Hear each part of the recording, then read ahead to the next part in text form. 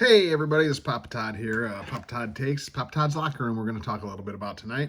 So, so got home tonight and flipping through YouTube, and I see something up about Clay Travis. Now, I've heard Clay Travis's challenges in the past about putting up $1 million to the Las Vegas Aces and Asia Wilson to take on a high school state championship team from a state of his choice, I believe is the specifics on it, and he would put up $10 million if the women would beat it. Of course, crickets, nobody wants to take it. We know the whole fiasco with the women's national soccer team, I don't know, 8-10 years ago, something like that, maybe took on the boys under 15. Is that right?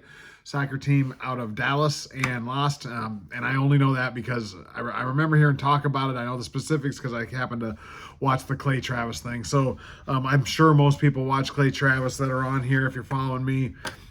If you haven't, go over there and give him a look. Clay Travis, the Clay and Buck Show, I think it's called.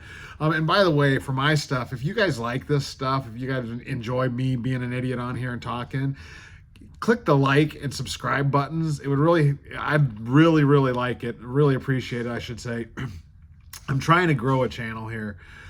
This probably isn't going to be the main stuff I do. It'll stay the side. The main stuff I do, I want to do some stuff with workplace safety. That's what I do for a living. But right now, I'm just kind of trialing this out and trying to get used to it. So coming up next, I got to learn how to do thumbnails, right? But anyway, back to the story. Like and subscribe. But anyway, so Clay Travis now with the whole thing. So first of all, let's talk about what led up to this one, this shenanigan, right? So unless you've been living under a rock, Sophie Cunningham a couple weeks ago, I never heard the line that led into the question, but she basically said a 90-10, 80-20 position that, hey, I don't think biological men belong in women's sports. She did not come out and attack trans people. She did not say she hated trans. She did not say anything like that. Everything I see and hear from Sophie tells me she's pretty much happy-go-lucky and loves everybody. That's just the way she seems, right? Does she lean right? My guess is she probably does, right? I think she does. Natasha Cloud just famously just started hating on her because she wouldn't stand up there and propose, socialism through whatever candidate that, and she's actually come out and she's proposing socialism, if you've seen the recent comments from her. But anyway, so now everybody starts. Some people come out and they're coming out in support of Sophie, and they're saying no men in women's sports. Those are the signs I've seen. I'm not saying there's not people out there saying we hate trans kids and everything. There's probably some idiots out there saying stupid shit like that. Yeah, I get it. But I'm guessing anybody with a freaking brain knows that we're not talking about little children here. We're talking about competitive age athletes. For Christ's sakes, most little kids' soccer and baseball, t-ball leagues are mixed. Most of them are mixed anyway because there's no substantial difference between boys and girls. Matter of fact, girls might even be a little more advanced at that age, up until you hit puberty, right? And so there's, on average, like 2 years, girls hit puberty 2 years earlier than boys, or however that math comes out. Whoops. Anyway, throwing shit around, I guess. So this comes out.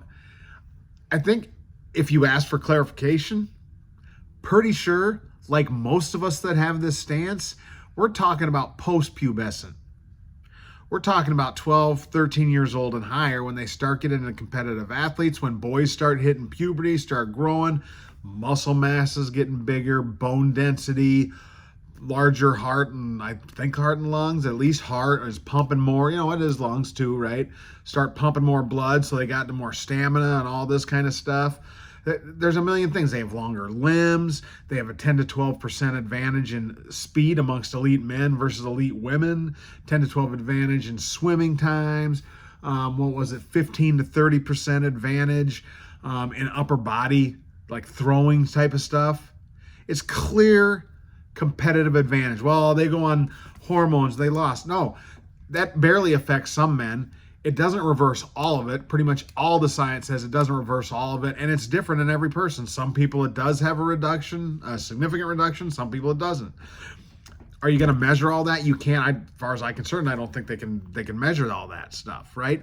So then you start picking and choosing. Well, you got to be the weakest of the trans. Well, God, then what the shit would we hear about then, right? So yeah, I'm pretty certain Sophie wasn't arguing that trans kids don't have right, or trans kids aren't people too, or whatever the hell Cheryl Reeves ridiculous stuff. They go right to the kids, because then they feel like they're on moral high ground at that point. Well, not so fast, dipshit, because if you're arguing the moral high ground that a 6 or 7-year-old kid is trans,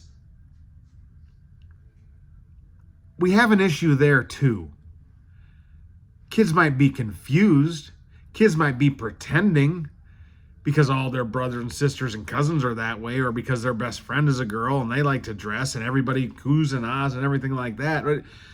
There's probably reasons for a lot of it, right? I'm not saying there's no such thing as a kid who believes from a young age they believe they're a boy or a girl trapped in the wrong body. Okay, I don't know enough about that, clearly, right? But when I say I don't want men playing in women's sports, I'm not referring to 7-year-old freaking kids either. You clueless dipshit bastards. Wake up. So anyway, go on past that, and before I start carrying on and get myself in trouble.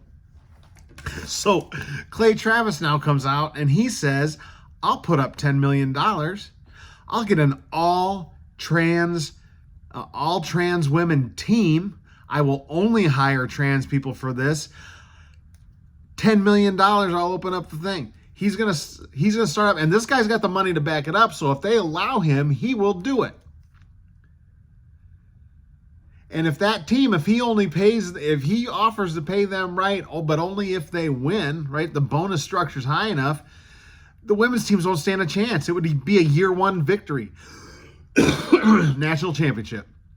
But crickets, they won't say anything. They're saying, oh, he's going to make a mockery of it. Yeah, he's going to make a mockery of the WNBA, you dumbass activist idiots. Do it. Take him up on it, and then let's see how this goes. I think it's hilarious. By the way, he's already got the name for it. The Nashville Balls. Basketballs, I'm assuming, right? Travis, you, my dear sir, are a genius. Sophie, stay strong. You're courageous doing what you're doing. I know you don't feel that it's courageous. You just don't believe in backing down from your opinions. But in today's day and age, and the whacked out, crazy dipshit league you're in, congratulations. You got my vote again.